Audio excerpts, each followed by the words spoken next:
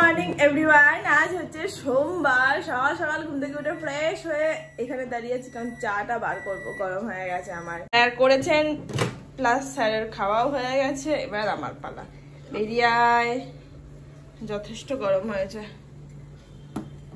থাক। আর এখানে ম্যাডামের সুজি রান্না বসিয়ে দিয়েছি, এখানে ভাতটা হতে চললো, আর এখানে অল্প করে দুটো কাঁকরোল ভাজা করেছি। আর এখানে হচ্ছে অনেক দিন পর সবার পছন্দের এই যে এক কড়াই শুক্তো, এটা দিয়ে দিয়েছি। এটা হোক, হতে হতে আমাদের খাওয়া হয়ে যাবে। আর রান্না মোটামুটি কমপ্লিটেরই দিকে, ভাতটা হয়ে গেলেই তো হয়ে যায় যাকে বলে। তবুও মাংস করব, কিন্তু সেটা প্রেসার কুকারে করব, খুব পাতলা করে করব। প্রথমে এই প্রেসার কুকারে মাংস বসিয়েছিলাম, এই যে পেঁয়াজ টেঁয়াজ ভাজা হয়ে গেছে, তারপর এইটা বসালাম। এটা একদম 1 লিটারের ছোট্ট, ভাবলাম অল্পই মাংস করি কিন্তু ধরবে। তারপর এই ঠ্যাংটাকে নিয়ে এইখানে বসিয়ে দেখতে গেলাম যে এটা ঢুকে কিনা, তারপর দেখি এই অবস্থা। তাহলে বলো এখানে করব কি করে? আর এটাকে যদি ভেতরেও দিই তাও এটা আর নাড়ানো চাড়ানো যাবে না ঠিক করে, খুবই ছোট, তাই এখন এখানে করব। আবার এর সাথে আলু পড়বে, এটা ঢেলে দিতে হবে।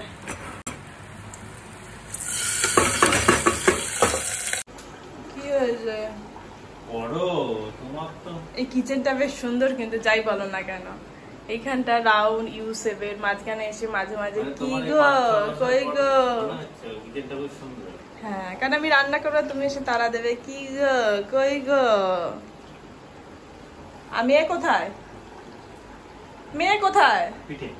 মেয়েকে তো দেখতে পাচ্ছি না। ননাই কোথায়? মেয়ে কোথায়? ও তো নেই, তুমি দেখতে পাচ্ছ ওকে? আমি তো সামনে দেখতে পাচ্ছি।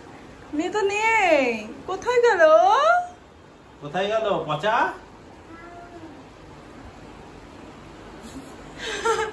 Vikram better good morning. Good morning. মানুষ আর নেক্সট দিন থেকে তোমাকে দেখে মর্নিং বলাই ছেড়ে দেবে।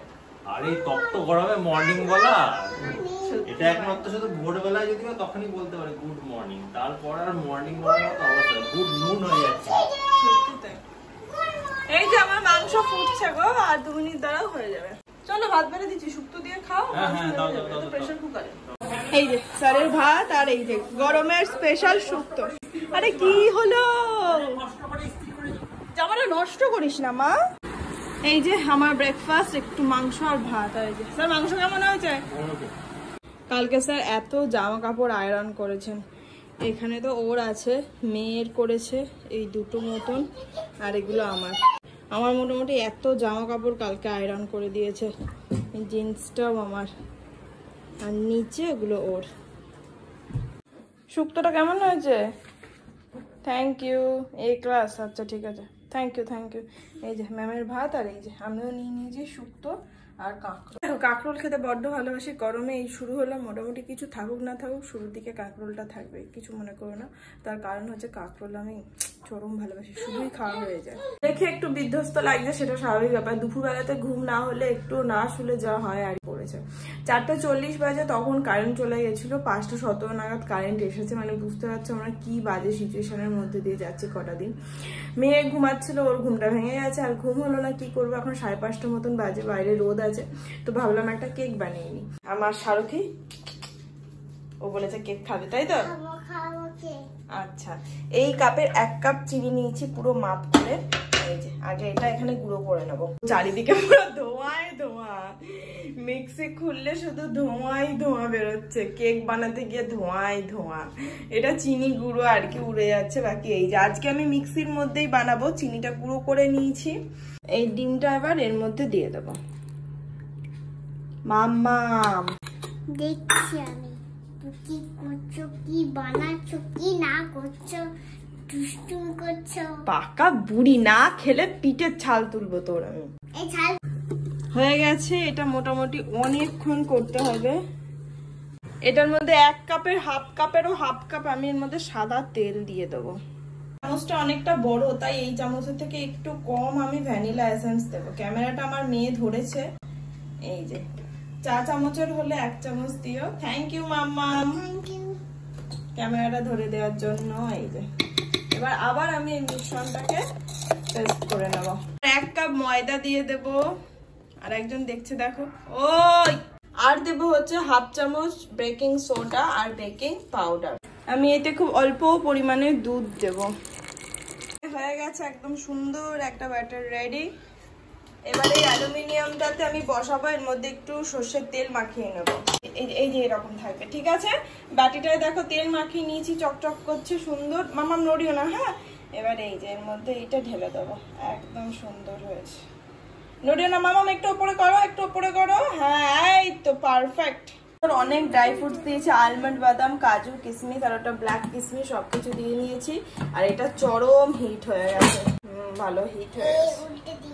এবার এটা এখানে আমি বসিয়ে দেবো আর এইগুলোকে ঢেকে দেবো। অনেক হেল্প করার জন্য। এবার যাও, ঘেমে গেছো, একটু বসো যাও। আর এটা এবার হবে মোটামুটি আধা ঘন্টা লাগবে।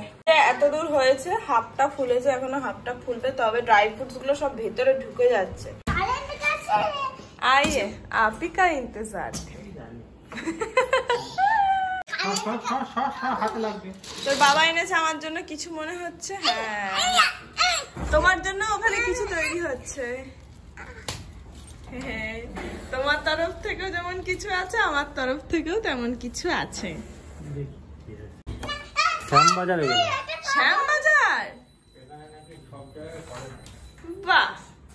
এই হচ্ছে সেই বিখ্যাত মিত্র ক্যাফে চিকেন মোগলাই পরোটা, যেটা আমরা ডায়মন্ড প্লাজাতে বান্ধবীরা মিলে খাবো ভেবেছিলাম, বাট আমাদের কপালে জোটেনি। অনেকদিন ধরে অনেকদিন ধরে ইচ্ছা ছিল, ওকে বলেছিলাম, ফাইনালি আজকে এনেছেন। খাবি তো? ভয়ে গুটিস, তুমি একবার দেখালে না, ক্যাপচার করতে পারতে হবে তো। ভয়ে গুটিস ওটি, বল খেলবি না? এটা বল এনে দিয়েছে। বাহ, বলটা দারুণ দেখতে তো, পুরো মাল্টি কালার। কারোর সাথে ম্যাচ হবে। হ্যাঁ, কি ভয় পাচ্ছে? কারোর সাথে মিশবে না, ওখানে তো সবারই কমলা। এটা হাওয়া দেওয়া যায়। হাওয়া তো সববারই বেশিরভাগ দেওয়া না, যায়। এটা হাওয়া দেওয়া যায়। সর সর পচা। বাহ, আর তোমার জন্য একটা জিনিস তৈরি হচ্ছে।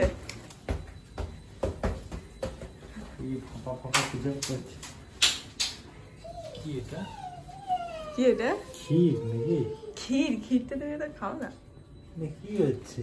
কি হচ্ছে? এমন জিনিস বানাচ্ছি, বেচারা কনফিউজ। ঠিক আছে, যা। ও এটা কেক ফেক হবে। পুডিং ফেক না, এটা কেক। পুডিং আমি খাইও না, বানাইও না। মিত্র ক্যাফের চিকেন মোগলাই পরোটা তো রেডি, সুন্দর ডেফিনেটলি। বাট আমার কেকটা পুরো ঝুলিয়ে দিল, আমাকে পুরো ঝুলিয়ে দিল, পুরো একদম। এ দেখো, পুরো যা তা অবস্থা। শেষে প্রেসার কুকারে বসিয়েছি 1 বাটি অবশ্য। আর এই যে এইটা এখানে রয়েছে।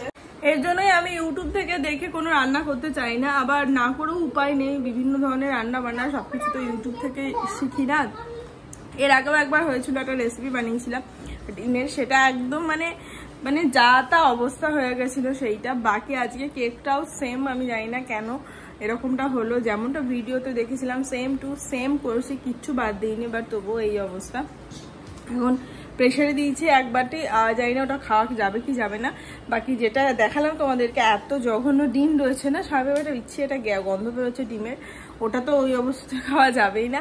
আর ওটাকে এতটা শক্ত হয়ে গেছে, ওটা আর মানে তেলে বা ফ্রাই করারও কোনো উপায় নেই। তো কড়াই এখন প্রেসারেরটা দেখি কি হয় না হয়, কড়াইটা রেখে দিলাম, ওটা তাহলে ফেলে দিতে হয়।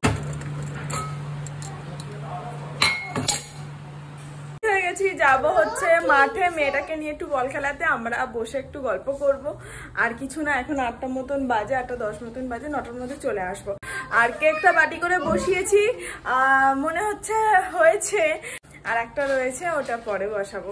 এই তো মারো, আমাকে মার মাম্মা।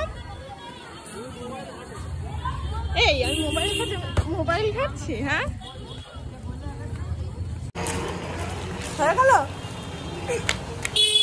এখন 9টা বাজে, এবার বাড়ি।